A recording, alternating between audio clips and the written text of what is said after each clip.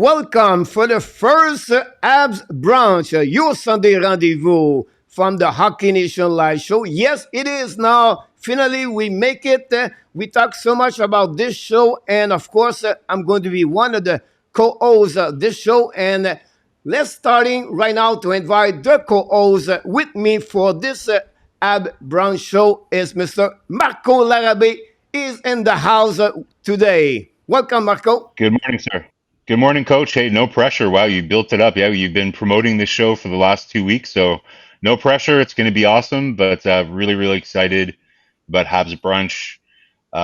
We've been talking about this for a while. Habs Brunch is really, like any other Hockey Nation live show. It's all about the fans. It's all about our community. We're going to try some new things, and we're going to try recording like today. We're going to try some live shows, but really the idea is to provide a one-stop shop for all your Habs news from the week before and for what's coming up, the week after that. We're going to be keeping an eye on the Rocket. We're going to be looking at prospects all around the world that Montreal has. Absolutely So right. it's going to be great. Absolutely right about this. And then, of course, every week we try to bring a contributor. We have a special one today. I can't wait to present this person before a little bit in the next couple of minutes. But before that, let's talk about what we have on the show today, Mr. Marko. And first, we're going to start something. We're going to be with this every single week. It's called a warm-up introduction of the show. Then today we're going to talk about how is HUGO is the one or no? HUGO is Ken Hughes and Jeff Gordon. That's the new nickname, HUGO. Then we're going to talk about a little bit the Canadian golf tournament. It's happening this week. And finally, at the end, we're going to talk about the Canadian rookie cam. But before that, we want to invite everybody, stay with us until to the end. This is the first FRENCHY contest of the season. At the end, we're going to tell you how you can win something special and stay until to the end. Anything else you want to tell us, Mr. Marko? Yeah, just more talking a bit about the concept for Habs Brunch. The reason that we wanted to do it this way is we know that people are just hungry for hockey talk on Sundays, right? When the season gets started here, we're going to have all these exciting games on Saturday night, and then the next day it's like blank. There's nothing there.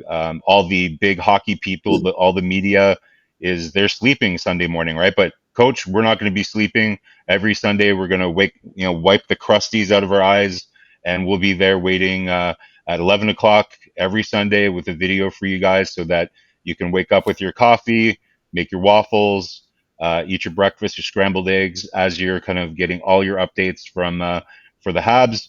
It's going to be a fun season. A lot of really, really awesome storylines this year. So listen, again, the show is for you. This is our first show.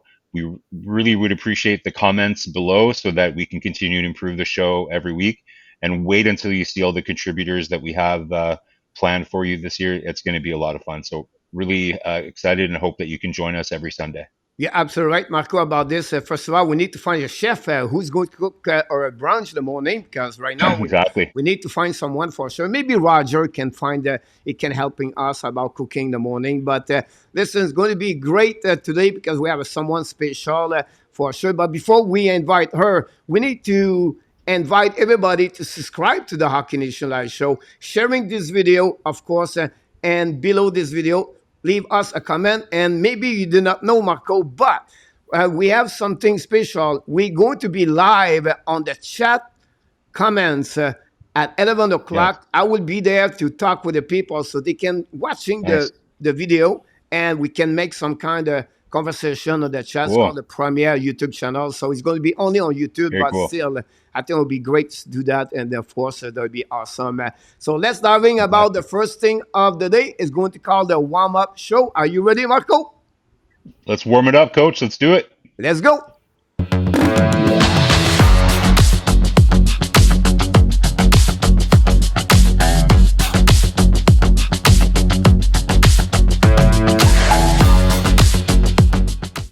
Here we go. She is with us for the first time inside the Hockey Nation Live Show family, directly from Montreal, Miss Karine Hans from the buzzhockey.com. She's with us. Welcome aboard.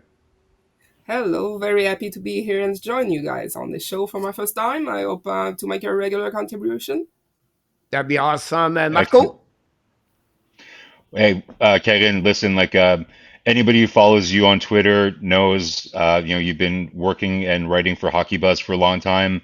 We know about your collection, like you're an avid, memorabilia collector as well too. So maybe just give us a quick couple-minute bio about yourself. It's clear that you're a huge Habs fan. Obviously, you're a huge sports fan in general. Like you follow a lot of sports, but tell us a little for people that don't follow you on Twitter or anywhere else. Tell us a little bit about yourself.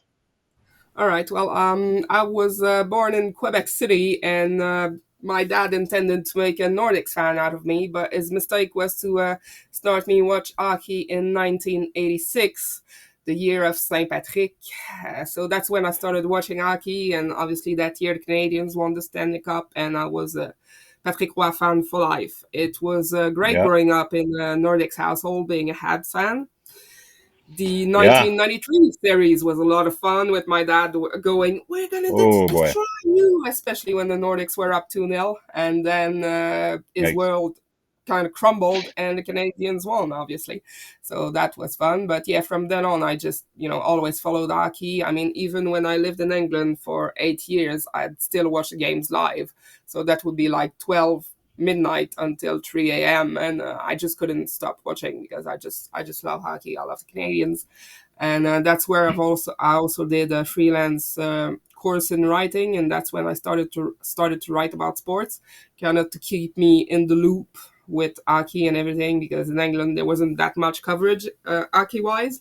So I was like, well, I'll inform myself and I'll start writing about it, and then that's how Russ Cohen referred me to Akibas eventually, and that's when I started writing for those guys. I'm their abs blogger, and now it's going to be 4 years, I think, in October since I started writing for them, and I just love that. I pride myself on writing it both in French and in English because the abs fandom is really, you've got as many Yeah, French fans as you've got English fans, so I think it's important to cover it both ways. And I find that sometimes things get lost into translation by traditional yeah, media sometimes, and I think it's really for sure. important to put the real version out there in both languages, so there's no no mistakes in Disconnect. interpretation. Yeah, Yeah.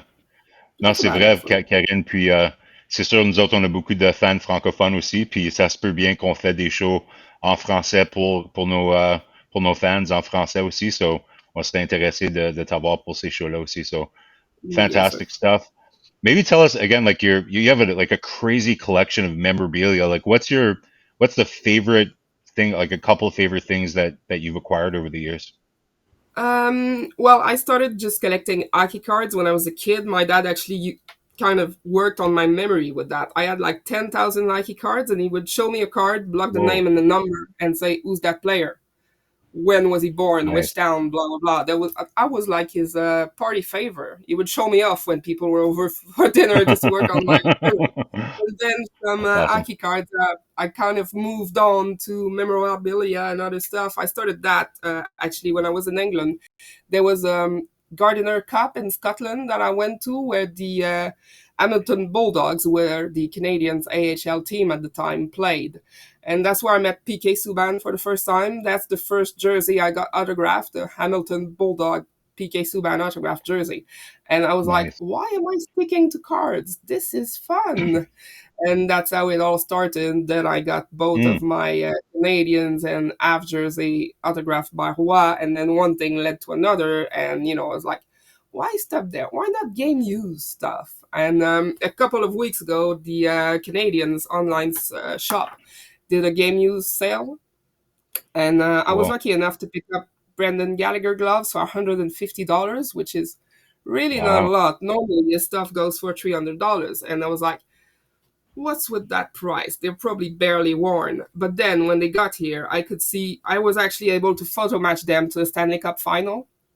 So those are the gloves Wow. it wore all the way through the playoffs Whoa. in 2021. There's like, he's got both of his hands protectors because obviously Yeah, he's had yeah, broken bones yeah, and all that.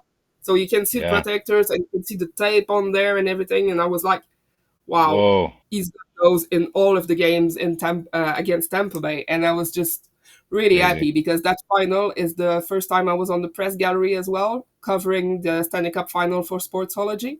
So that's like the ultimate memory I could have had from my first For journalistic sure. experience. Really. So yeah, Wow. that's I think that's my favorite. Really, So do count on. you resell this or the card, or do you just keep it? I just keep it. I'm a big Montreal Canadiens fans hoarder. I think you can see on my Yeah. wall there's just a small part of the collection. I've actually got in the front room what I call my Montreal Canadiens shrine, which has got like a game used helmet from Gallagher, game used gloves from Plekanec, lots of cards, Roi rookie card, lots of different things, a huge autograph box collection. There's jerseys framed and hanging everywhere in my flat. So yeah, Wow. That's I just awesome. keep it all. Impressive, I'll be That's, honest with you. yeah. So we can tell that you lived in London because you called your apartment a flat. So that's a Yeah, good little sorry. clue there. Yeah. But Yeah, and Kevin, as listen, like long as the we West share Ham a very, United. yeah, that gives it away too for sure. But we share a lot of, I think our origin story about being Habs fans is very similar. I started watching the Canadians in '86 when Patrick came up. Those are my cups. Coach is more. He was lucky to see those dynasties in the '70s, but we're kind of, we're lucky though. Like we have these millennials or even younger people that haven't seen any cups. So we're kind of in those tweeners, right? Like so we've seen some cups, didn't get to see the dynasties, but at least there's that, right? So great stuff, Kegan. Like we're really really excited to have you on board. It's clear that you really know your stuff, and I think it's going to be a lot of fun having you on board. So I think, Coach, we're ready to rock and get into the warm up. What do you say? And get into our first segment. Yeah, it's going to And be. Go ahead. Sorry, I'm sorry about that. I just want to show the graphic about this one. You can comment about this, Marco. yeah, so this is a segment that we're going to be doing throughout the season. I'm hoping here is how's Hugo doing? The idea here is to we know Hughes and Gordon have this huge mandate to rebuild. It's not a retool. I think we all know by now it's a rebuild. So we'll be following how Hugo is doing. And this week, I think there was some action on the rebuild. So we'll be talking about exactly kind of what happened over the last week or so in Habs land and how busy Hugo's been. So I think first topic, guys, would be the Doc signing would be the big one for this week. It had been rumored for a while. We know that Eric Engels was out there and almost nailed it, like predicted it exactly what the number was going to be. But I'll throw it to you guys. Thoughts on the Doc deal? Well, obviously, I think it's a bit of a gamble because the Canadians actually went for Slavkovsky at the draft and thought we're going to get a center another way, and then they decided that center was going to be Kirby Doc. And if he lives up to his potential, then that deal is great. But if what we saw in Chicago remains the Kirby Doc that the Canadians got, then he's just going to be Yeah, a third line center paid like Lars Eller money. But if he pans out, year 3 and 4 of that deal are going to be a steal. If he doesn't, it's just going to be a yeah, fair deal. You know, I've got my reservations on Doc. I mean, obviously he was a third overall pick, so there's a lot of potential there. But it's like his career got kind of derailed when he was injured with that wrist injury at the World Juniors, and I don't think he kind of got back in the rhythm since then. I'm hoping that the sine wave effect that we saw on Caulfield and Suzuki will help Doc reach his full potential, but that remains a bit of a gamble. So we'll see. That's I think you're you're right. the you're the first one. I never think about this to put him with on the winger side Lars Eller. with them. I think as a, it never came in my head first of all, but you're the first one someone mentioned about this. I didn't read nowhere. I think that could be somewhere if he cannot play center because his problem with the wrist and face off, everything like that. So I think there's maybe a possibility for him to be with both of them at the youngest for the team and see how he's going to develop. The good thing about him, his transition is amazing. I think his entry zone is great and the exit is great. Now he's going to have to be better on the face-off percentage, maybe the worst in NHL last season. But overall, I think it's a gamble, but it is the right way, right? They trade him for Ramana for the third round pick, 13 overall pick, and then they expect him to be joined maybe better his full potential, maybe in year number 3 and 4. And at that level, if he can reach 40 points, that's minimum almost like $4 million in year number 3 and 4. So I think overall, I think is able to score 15 goals per year and maybe 20, 30 points assists per game. So that per year that we gave them about 40, 45 points. I think that was worth it. The salary he got for $3.36 million AAB. So that's my opinion about Kirby. That Yeah, like I think Kevin, you nailed it, right? Like I think similar to other deals that we've seen, there's a little bit of a give and take on both sides, and usually those are the best deals, right? Like the player needs a bit of protection, the team is projecting a little bit, but yeah, there is some concern there around his past performance. He has all the tools, we know that. So I think that's a good segue maybe to our another thing that happened not last week, but just recently. You have Sean Monahan coming in. If he's somebody that's going to be healthy, then your hypothesis of him playing on the wing a little bit, you shelter him with maybe having a Monahan on his line so that you can have him taking faceoffs if they're stuck in the defensive zone, things like that. Just sheltering him a little bit. But it's funny that you say that he'd be making Lars Eller money, because that's an Yeah, interesting comparison, right? Um, you know what? Like Lars Eller is a useful player, and under $4 million. If for me, like I think Dvorak is just under 5 million, 4.5, I think, and he's a useful player as well too, right? So even if he turns into a Dvorak or Lars Eller, like a really solid third line center that can put up under 50 points, but close to that, 45, 48 points per year, then I think that's a nice piece. Um, it I think. is. Sorry, go ahead.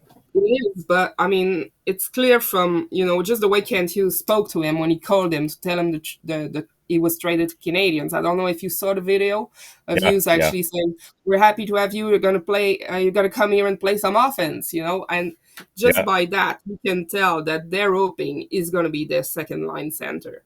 That's yeah, what they want. And this game. You win the center, you win the game. yeah, So yeah, Canadians have been looking for top centers for ages. So if he does turns into a very good third line center, that's one thing, but that doesn't solve the Canadians' problem at center. So I think they really want him to be a second line center, and that's how it's a gamble.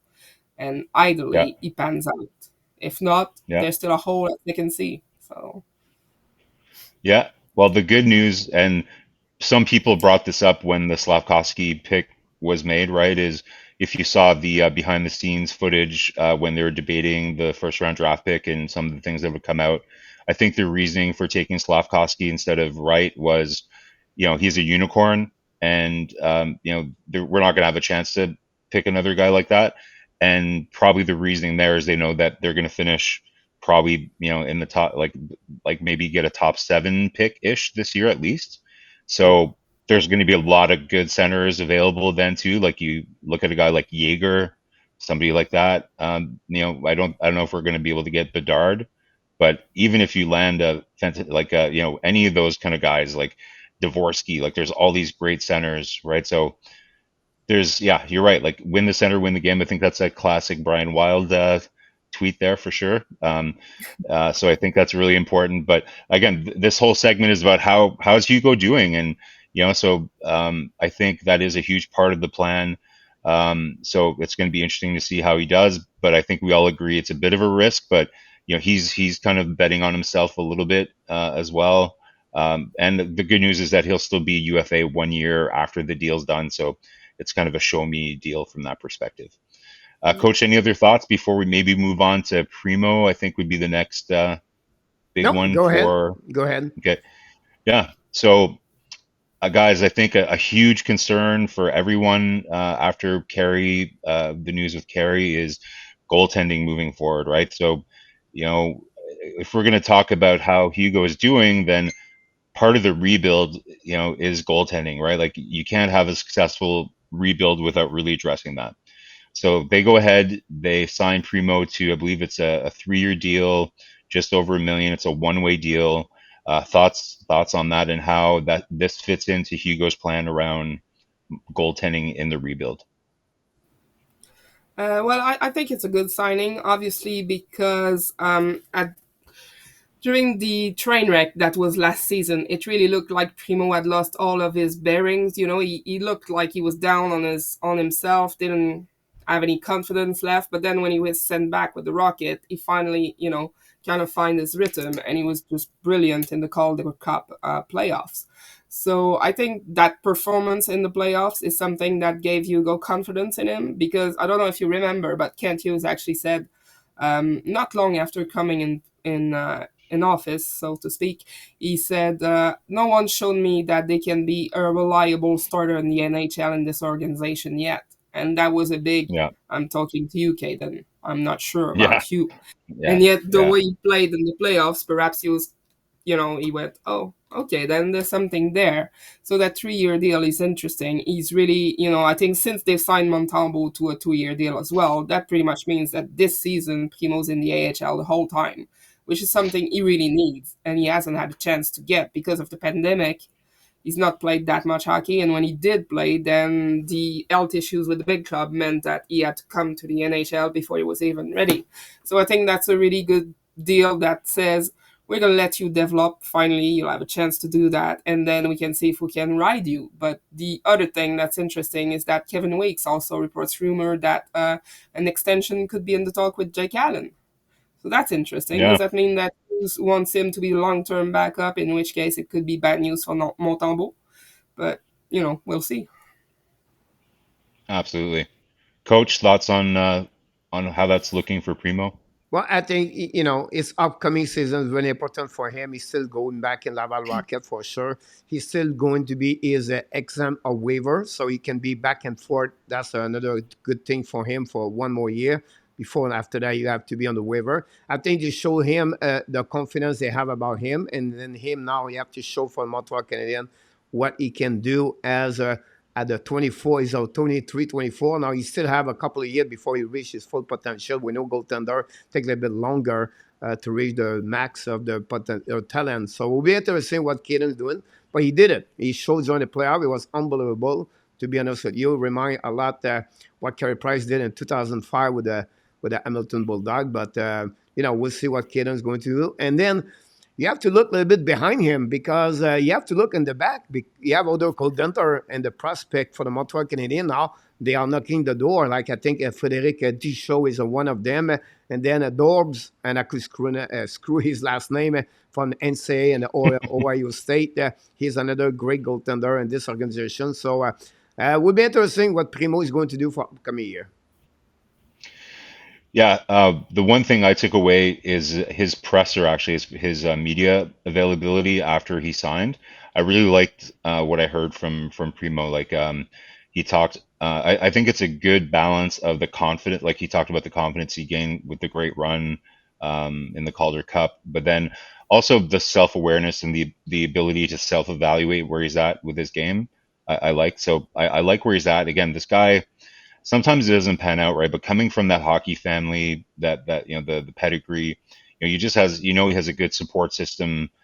So I have faith in the kid. I don't know if he'll ever really become that elite, first goalie that we're going to need moving forward. But yeah, I like the deal.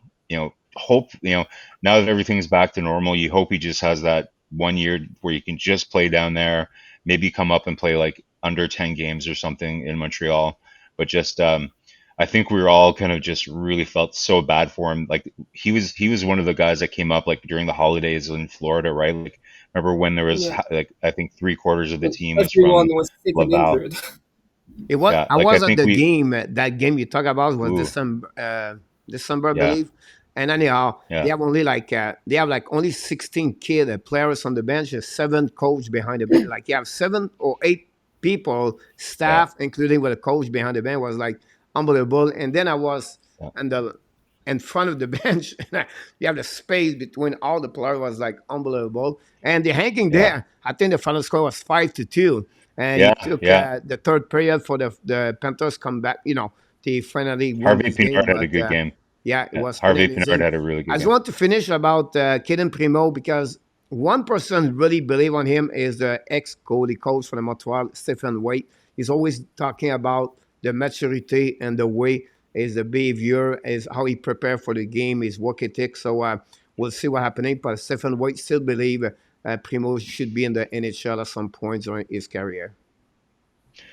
Yeah, let's circle back though on this Allen thing. Like, I don't know what to make of it. Like, again, similar to what we were just saying. Like, it was so painful during that sequence where Primo and Montembeault, I think they pulled the goalie like 6 or 7 games in a row. Right? It was just so painful. Right? So, to me, having Allen there, even if it's for 2 years, maybe not 3, but 2 years, I think would be fine. I think having, that steady presence back there is so critical, for the psychology of the team. If you're going to have the healthy environment for those kids to develop in, you can't be worried that for those stinker goals that are going to go in all the time, right? Like we know that we're not contending or anything, but still it's the psychology of the team feeling that you can't make mistakes just because they're every second bad shot is getting in, right? So I think there's value to having him, um, but as long as it for me, it's I really believe in those windows, right? Like right now we're not in that winning window, so as long as they get the right goalie in place when the window opens with the core that we have, then I'm totally fine with that. So a 2-year contract, I think, extension for Allen works within that context, but anything above that, then I think they're kind of like betting on the wrong horse. But last thoughts on Allen, and then we'll move on to our next topic. Yeah, I think what Alan's proven is that he's very, he's best as a backup. He's not a number one guy, and in that sense, it's a good thing to extend him because he's not going to interfere with the kid's development either. Because he can't shoulder a huge workload. He just can't do it. We've seen it last season. He got injured because he was played so much that his body just couldn't cope. I don't remember how many games it was that he started in a row, but it was just ridiculous. I Yeah, was like like, 12, he's 12, gonna yeah. hurt. He did. And yeah, I agree with you. A 2-year deal would be good, but anything past that might just be a stretch too far, really. But we'll see. Yeah. I expect 3 years, but that's my opinion 3, about eh? this. Really? Yeah, because he become a UFA and he could reach another team with 3 years somehow. He can reach about $4 million. I think Montreal could get him for 3 years below $4 million if you give him an extra year. And I think for the first 2 years, the next 2 years, Montreal don't have anybody anyway, or they don't have to be rushed to get someone. And if ever they pick someone like Tristan Jarry next year, he's UFA. But Allen could Ugh. become a goaltender number 2 for them anyway. So at some point, I think 3 years is not going to be bad, and that would give them the chance, possible year number 3 to trade him at some point. Or so I think that would be good if ever, because I think he would be on the UFA and he can get more if he's going to that direction. So would be really, really Yeah, interesting what's going to happening for the next couple of weeks for about sure. Jake Allen. And then that was coming from Kevin Weeks for the ESPN Yeah, reporter. yeah, And that's what we'll yeah. see. Yeah, like I think, guys, it's I think the most underreported or underfocused part of the rebuild is the goaltending. Like we're all excited about are we going to get another really good center in the next draft, and we have Hudson and all these exciting prospects, but it's not going to mean anything if we don't have a goalie that matches, the window of opportunity, right? So I guess you can go, and sign a free agent, but I would prefer, if it was me, I'd love to get like a 23-year-old goalie that matches the window. And right, so let's say that is another topic. Goaltending is going to be, I'm sure, a good one. What I wanted to focus on again, just around how Hugo is doing, is cap space, right? Like, so another big shocker. So, with signing Doc, they were able to do that because Price went on LITR. So that made sense. We were all kind of expecting that to happen. But then very subtly in that press conference, somebody asked about Byron and Dwayne and the other guys, And I think we're all surprised to hear that Byron might actually play game one. And coach, like when we did some of our prognostications and roster, prognostications and stuff like that, we were all 100% convinced that Byron wasn't going to play maybe at all this season because of his hips and everything else. But surprise, surprise, Spud is ready to go on day one potentially. And that's more cap space that's just not available. So what's going to happen, guys? Like, we all know there's too many forwards. Like, we probably have five balanced NHL lines that are ready to go. Depending who you talk to, you have either Hoffman or Drouin or Pitlick or somebody on that fourth line with Pizzetta, and everybody has their, the players that they're rooting for to make it out of camp. But so with this extra situation now with Byron coming back, so you have these extra forwards, and you want to try to integrate Slavkovsky somehow, because I think it's clear that he's at least going to start the season unless he really doesn't do well in camp. So what are your thoughts, guys? Like how is Hugo going to manage this situation? He's already said that he's not prepared to attach an asset to get rid of a salary or a bad salary. So what are the options here? Well, I think something's got to give. I mean, obviously, he wants to make room. He said it that in an ideal world, he'd be able to trade a forward, but I'm just not sure the demand is there. I mean, his expendables, Byron, Armia, guys like that, I'm not sure if there's a lot of demands out there. I mean, during the summer, we did hear that there might be some interest in Armia, but that Yeah. quieted down real quick.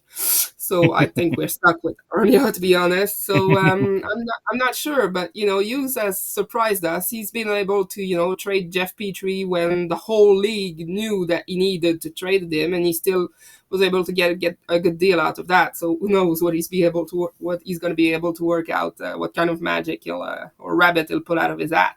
But I don't see which of his forwards is really a hot commodity right now. I don't think the guys that he wants to get rid of, anybody's like, oh, I need this guy. So, Yeah. maybe he can use the force. Who knows? Yeah, the Force. They have something like as Montreal's newest hot, power couple. They have to use all their power to if it's magic or whatever it is that they're using to convince GMs to make all these good deals.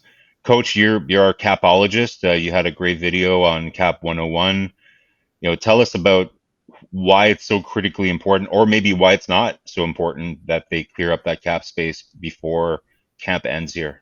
Well, the reason why they put already price is because the max of the salary cap during off season is 82.5 plus 10%, so it's about 90.x750, I believe, the max. And with price, including it was over, so the only way they can fix that salary cap problem is to put price already on the long-term injury reserve on the off season. What happening now is a complicated their situation. They cannot buy any other contract, everything like that. So that's a little bit different. One usually you are at the bottom or you're rebuilding. Usually have a lot of cap space, but unfortunately they don't have it. But I will say to you, because I think Karine brings something else, a great point is worst case, I believe they can put Paul Biron on the waiver, and that will drop him at Laval Rocket, and that will save them 2.x dollars because we know that $1.125 million is the one to can remove all the full salary cap of the players. Secondly, I think is the one will decide what he's going to do with him because Slavkovsky, they're not sure if they're going to make it or not. So if he's going to be returned in Laval Rocket, Biron stay in the team. If not, Slavkovsky go in and then Paul Biron can go back in Laval Rocket. That would be the other solution. If ever they cannot make any other trade, they cannot want to give anything else. But I think Karine's doing a great point over there. And I wouldn't be surprised me if Slavkovsky start in Laval Rocket.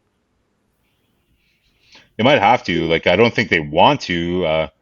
I think they really want to say what you will. Like, I know they're not gonna rush him and all that, but there is probably a pressure from the PR department to still have him play some games. I'm sure hockey operations will win that battle ultimately, but this is an entertainment business, guys. So I would be shocked if he doesn't at least get the first 9 games, and Yeah, who there knows how he's gonna do. there's But hype around him. There's oh a yeah, real hype around Slavkovsky. They won't want to rush him, but at the same time, they've said that they're not really aiming to be competitive. It's all about development. So you need something to get Yeah, the butts in the seats at the end of the day.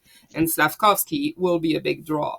So, like you yeah, said, I'm pretty much sure that he'll start in Montreal at least for the first few yeah, games and then go from there. But I really yeah. wouldn't be surprised if he's played more in Montreal than in Laval this year. That'd be good about it. Coach, it'd be Mark, great actually is to maybe have a poll for our fans. Which player would you put on waivers going into training camp? Like, Hoffman, Byron, maybe a list of the usual suspects of, and get our fans to think about who they would put on waivers to try to get cap compliant. That might be an interesting one. the only one with slippery down, it would be Biron. If not, Hoffman would be draft. It would be somewhere else. Pit Lake will be somewhere else, and the Army is going to pick up someone claimed out by any other team. But we have to move on to the next subject of the preview of the week for the Montreal Canadiens. And I think we have a lot to talk about. I think Karine is going to talk about the rookie camp, but let's talk in what we have on the program for this week. We have a couple of news. First of all, Monday, we're going to talk about the golf tournament, and then we're going to talk about Wednesday to the Sunday, the main rookie camp is going to be in Buffalo. I'm sure you guys, Marko, can talk a little bit more about this subject for the week.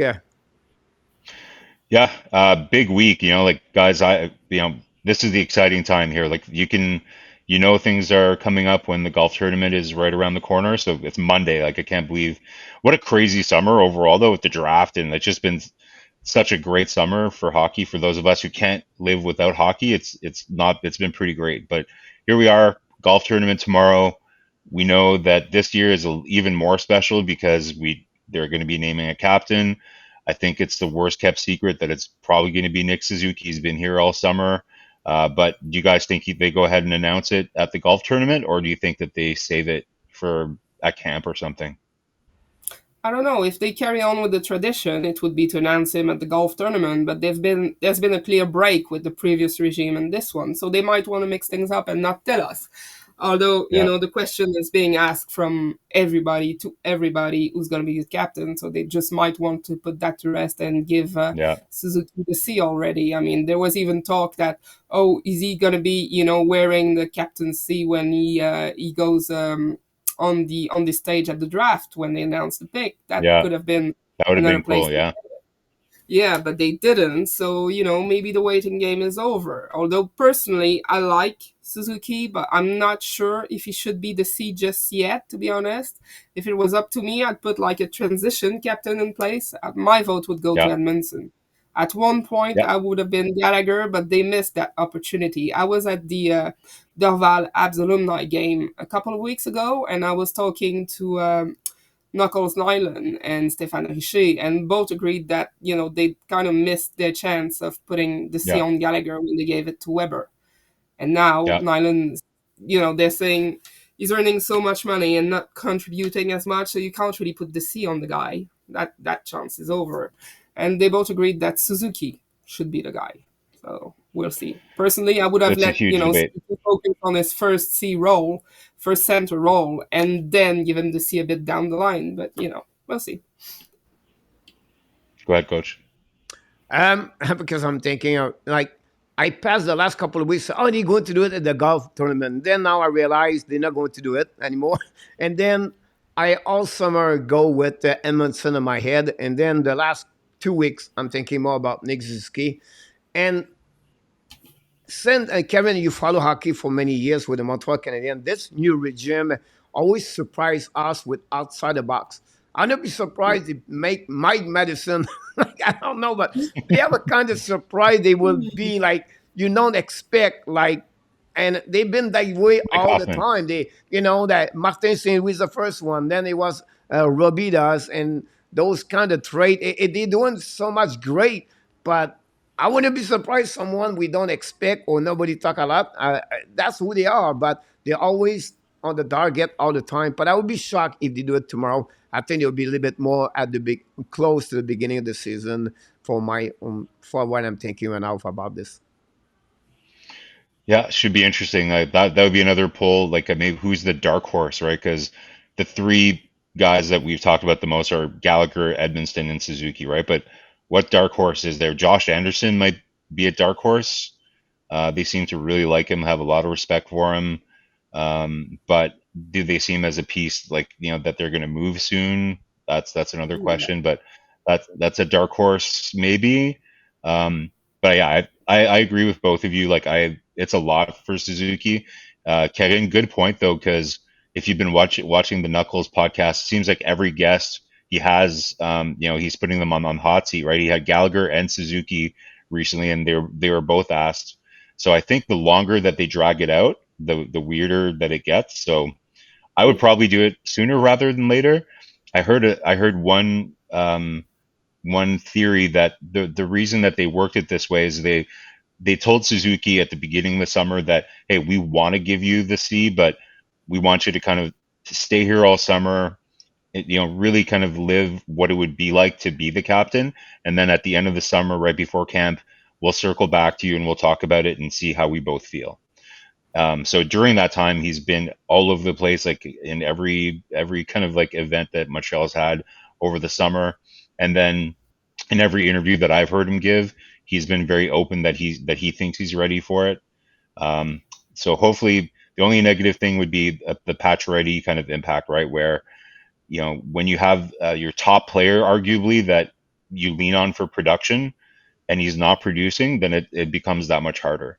But the thing with Pacioretty that's different in my view with Suzuki is Pacioretty argue sometimes he did, but a lot of the time when he wasn't scoring, he wasn't really contributing anything else, right? And he's openly said that himself, that he's not a guy that runs around and hits and everything else. Suzuki, if he's not producing, he can still win face-offs. He can still be solid 5-on-5. So he seems like he'd probably be able to handle it from that perspective, even if his production isn't there. But listen, very interesting debate. We'll all be watching the golf tournament to see if that's going to happen. But one thing that's really cool about the golf tournament, guys, this is going to be tomorrow. Chantal Machabée continues to work her magic and bring a whole new breath of fresh air to how the Canadiens do business. And for the first time, apparently they do these roundtables every year for paying members that go to the golf tournament. But for the first time in their history, they're actually going to be streaming the roundtable with Kent Hughes, Jeff Gordon, and Chantal Machabée. So that should be great.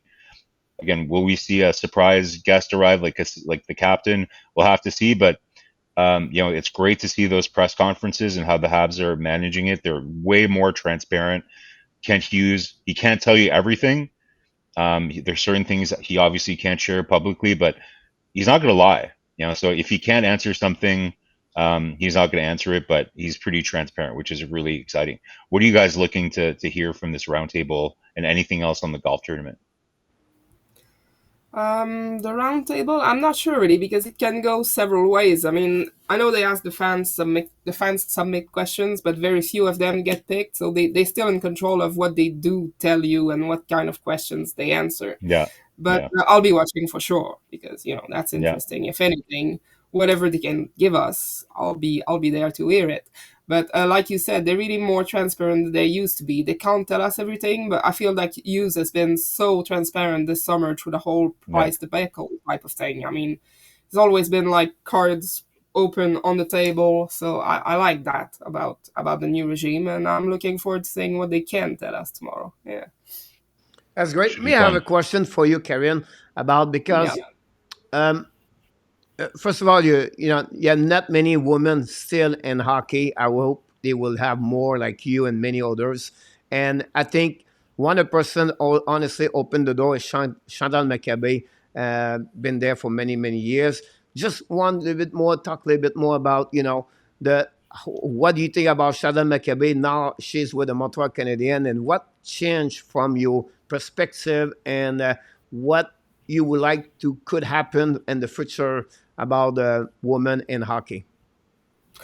Well, I think that's probably the most acclaimed hire that the Canadians have done in years. I mean, I think it's the first time that they announced something and everyone everywhere is just happy about it. It was amazing to Yeah. see that reaction, and she's such a pioneer. Really, I don't know if you've read a book. She didn't write a book. I can't remember which.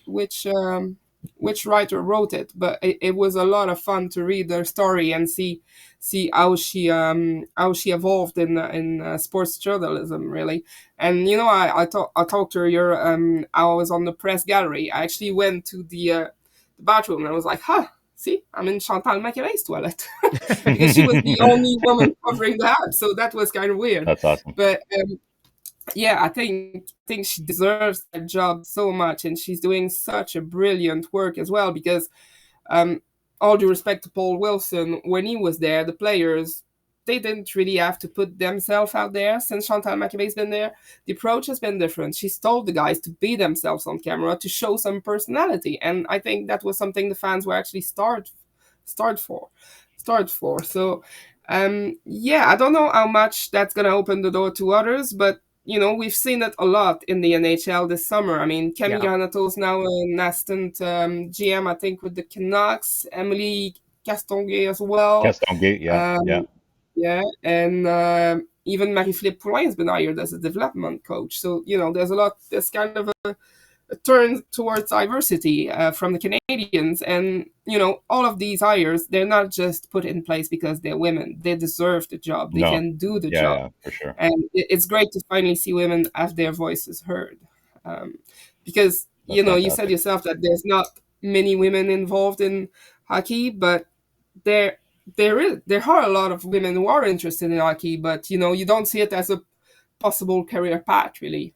You look at things and you're like, how am I supposed to make my place in that kind of male sports? But you look at someone like Chantal Maccabé and you think, yeah, that's possible. I grew up watching her on RDS. Actually, RDS started in 1989, and from that moment on, every breakfast I would watch Sport Hunt with Chantal Maccabé. I was 9 years old, and she was, when I got to college, I had to choose what I was going to do in life, and I was torn between law and journalism. In the end, I chose law, but later down the line, I was like, yeah, I'd love to write. So I still, I ended up doing both, and that was a big part because of Chantal Maccabé. And I'm That's proud to awesome. say that I now have a Montreal Canadiens spot signed by Maccabé in my collection. Yes. There you go. I think she is That's the Jean awesome. Béliveau of the Montreal Canadiens. Like Mr. Béliveau was a classy man in this. I think she learned from him, and she's so much a great person, big heart, and every person for her is important. And I think she's a big asset for the Montreal Canadiens. And this may be the biggest signature Montreal did for the last couple of months. Whatsoever is over, like Jeff Gordon and Ken Hughes. And then you can see the reporter, I'm not sure you're around them a lot, but they feel more comfortable at the press conference. They're not scared to ask questions, and they are more laughing, smiling at when you listen to them. Maybe I'm wrong here, but I feel that's what my feeling when I listening those kind of press conference they have now with the Montreal Canadiens. I think the Yeah, I think players there's started more calling her freedom. mom too, huh? Didn't the Sorry. players start calling her mom? Like I don't the know. player, yeah, the players love her too. Like you said, she's really tried to get them to be more themselves. And I think now that their dad is retired, Shea Weber is retired. Now they have mom, who is Chantal Maccabé, which is pretty Will be awesome. interesting. Let's move on for the last subject of the day, Mr. Marco. Yes, sir. So rookie camp. So again, this is the true signal that the season is upon us, guys. Really exciting stuff. Um, so I believe it's September 14th is the day that rookie camp actually launches, right? So that's going to be exciting. We talked a little bit about kind of the fact that there's so many forwards in Montreal for this year. So yeah, September 14th is the first day of camp. But then the rookie tournament, which is in Buffalo, is the 15th and the 18th. And then so you got 3 games. I don't think we have learned whether they're going to be streamed, but I Okay. imagine they're all going to be available online. Did we learn that yet, Coach? Is it going to be online? I have no, LDS I probably. did not know about if they will be or not.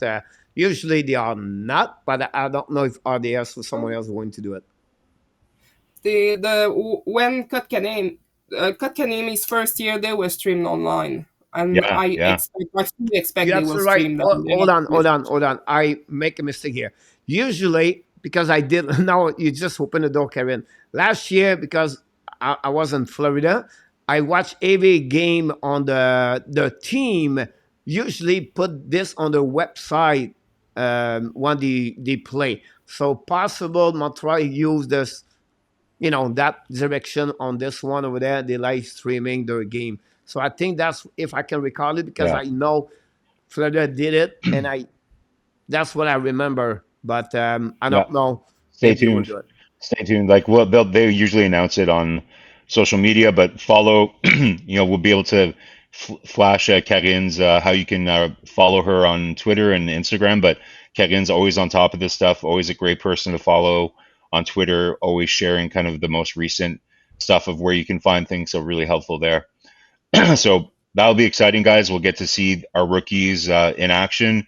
Again, what makes this rookie camp a bit different from other years because of the logjam with all the roster and everything?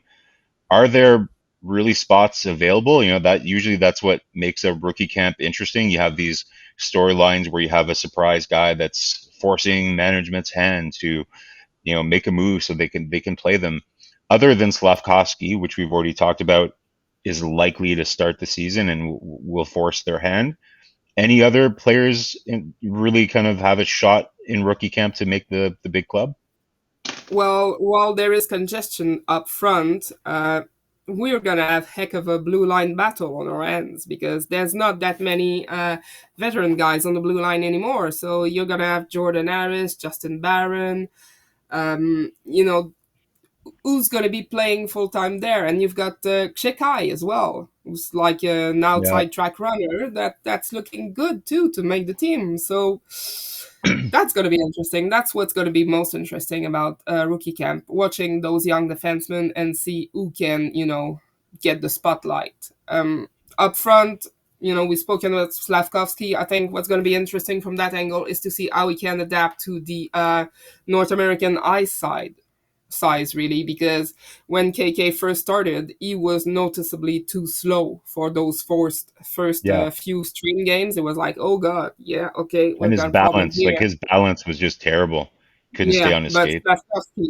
Slavkovsky is gonna have that same adaptation to do. And I went to see some Sisu 3-on-3 hockey this summer, and he was there for the last week. And I don't know if Yeah. you've been at hockey, etc., but the rink is really small. It's made for 3-on-3 hockey, so there wasn't a lot of space. There wasn't a lot of time to think and react, and he looked pretty good out there to me. So I'm looking forward to see what he can do on North American ice for sure. But yeah, my Cool. my eyes are going to be on the blue line more than anything else, really. Coach, maybe explain to us, like, when we say rookie camp, is there an age cutoff? Like, how do they decide which players are in the rookie camp versus the main camp? Yeah, usually you cannot go over 2 years after that. So that's eliminate couple of players. So you have to the first 2 years, and then after that, it's you out, age out, or not age out, but you cannot usually coming back. At least you're an exception. So that's really how this work for the rookie camp. At least I'm wrong here, but I think that's what's happening all the time.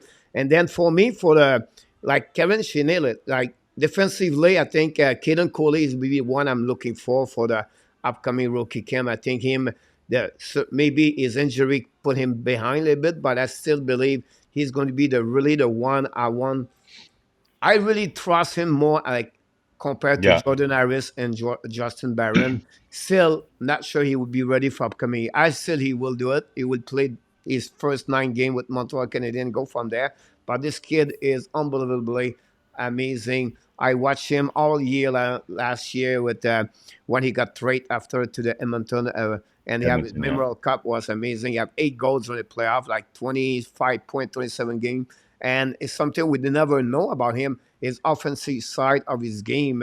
So it'll be interesting about him. Otherwise, Slavkovsky, but I want to see other. It's sad we don't see the player like Lane Hudson or Sean Farrell because they are on the NCAA, but we have other players like Mezar.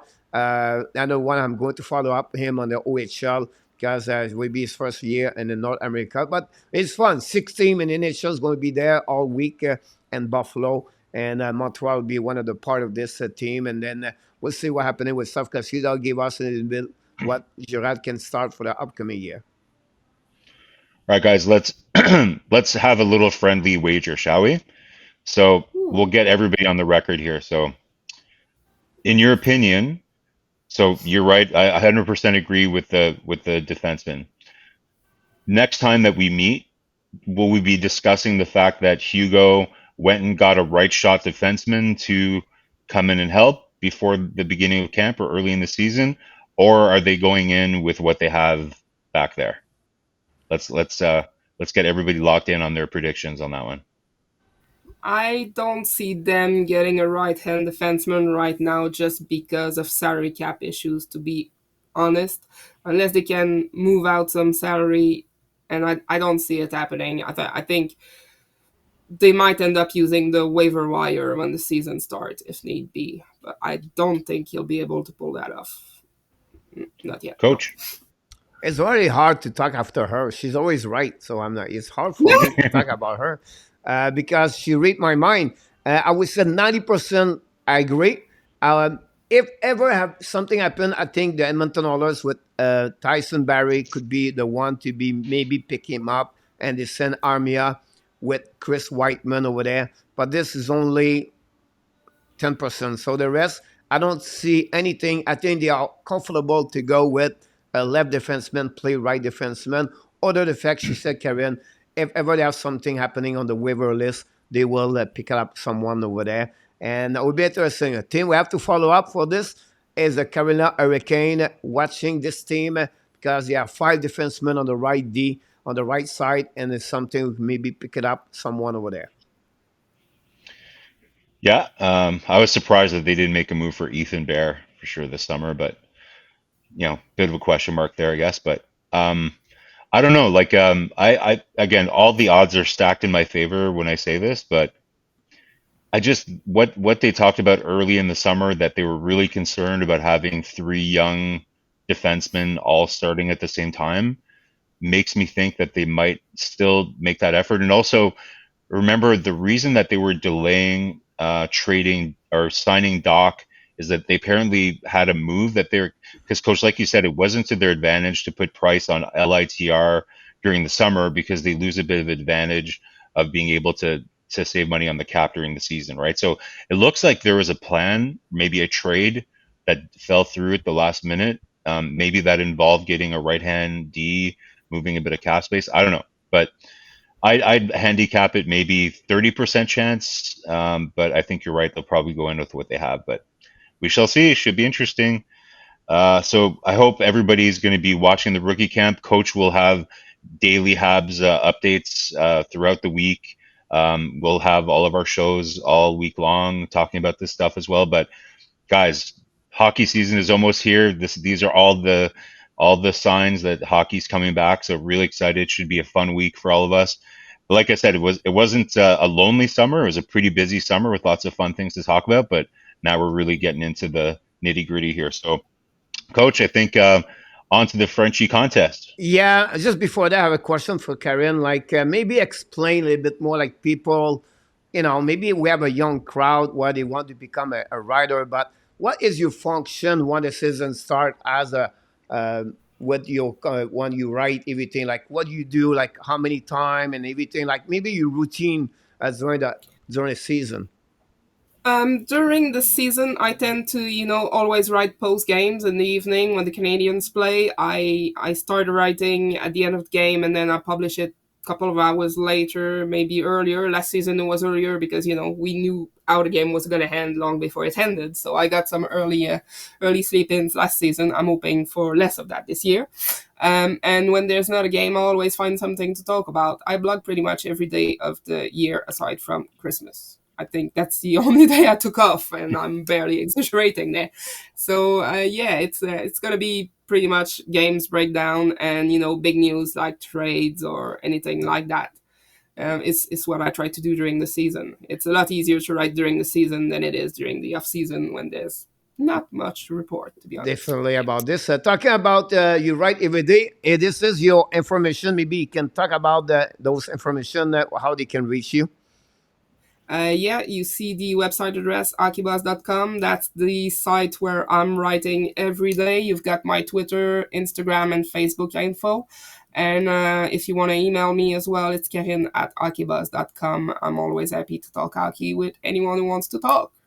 That's awesome. And then before you leave, I want to tell us a bit more because when we have kind of first talking each other, I'm always a big fan of the fantasy hockey. You do something like that, so maybe explain a bit more, and maybe some of them would like interested to join your party or your fantasy hockey. How they can do that?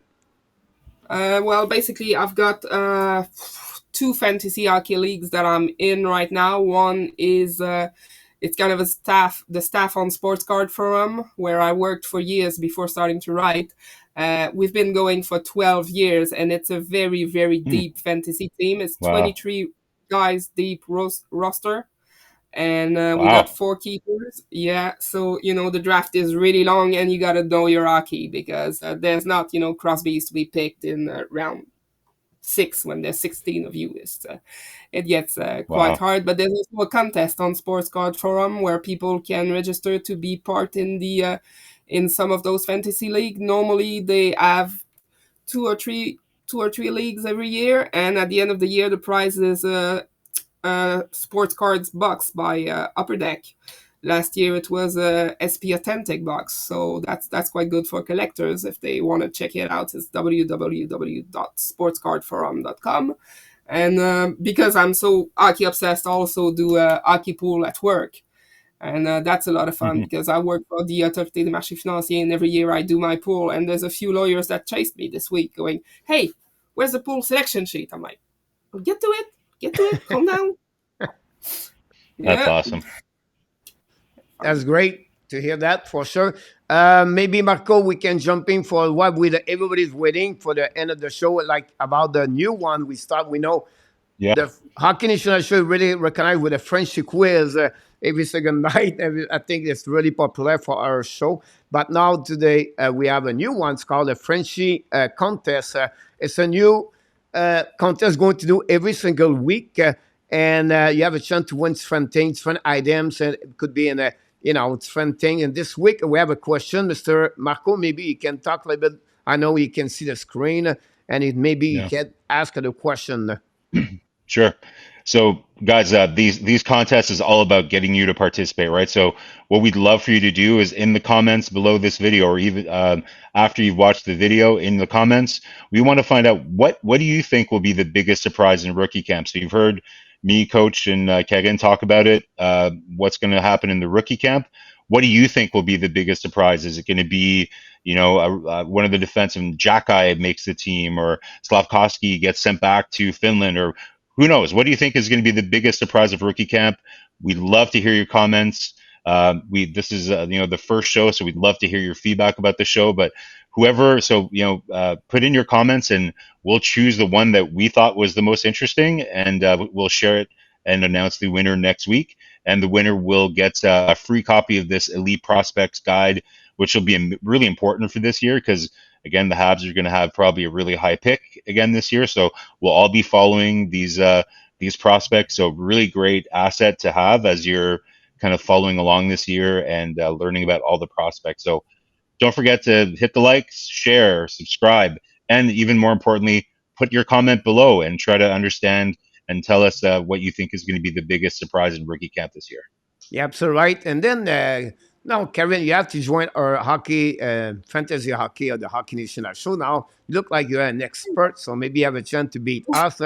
It's not like deep like you are, but it's 20 people join, and hopefully you can join us. But look, for me, it was the first time with you and inside the Family Hockey National show. It was really an honor to having you. We So fun. for me personally, I follow you a lot on the Twitter, on your every time you write something, and then I'm very happy having you aboard. I know you're going to be back at some point, and hopefully you enjoyed the show today. And anything you want to say before you can we're going to conclude the show today.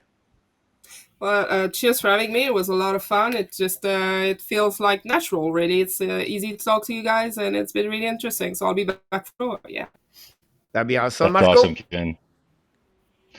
Thank you very much, Coach. No, Kegan, it was so much fun having you. So, guys, thank you for joining us for our first Habs brunch ever, episode 1. Hope you like it. Like Coach said, we're going to be doing a premiere. So, hope you're watching this. We'll be able to chat with you as you're watching.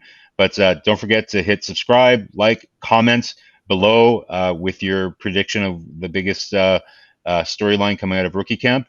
And Coach, maybe we could end. You can let everybody know what to look for this week with Hockey Nation, like what's going on this week for Hockey Nation live show. Easy. We have every night 9 o'clock Eastern time. We are back with the H and L Tonight show. We're going to be live. A couple of new Habs Daily news every day, and that's conclude honestly what we have on the schedule. We're going to follow up a lot of rookie camp. That's really the main goal for the week for the Hockey Nation live show. Fantastic. Awesome, guys. Lots of fun. Let's go enjoy our Sunday. Kevin and I will maybe actually eat brunch, but Coach, looks like you're almost ready for bed. Well, me, it's like 9 o'clock p.m., but honestly, I'm going out tonight because I'm going to watching football. Football Ooh, nice. will be live today, so I'm going to be a little bit on the bar until 2 o'clock in the morning and be back at 5 o'clock to prepare the show for tomorrow morning. Ooh. But it's all good. No problem with that. We wish an amazing, great week, everybody. Remember, of course, you have greatness inside of you. Have an amazing, great week, everybody.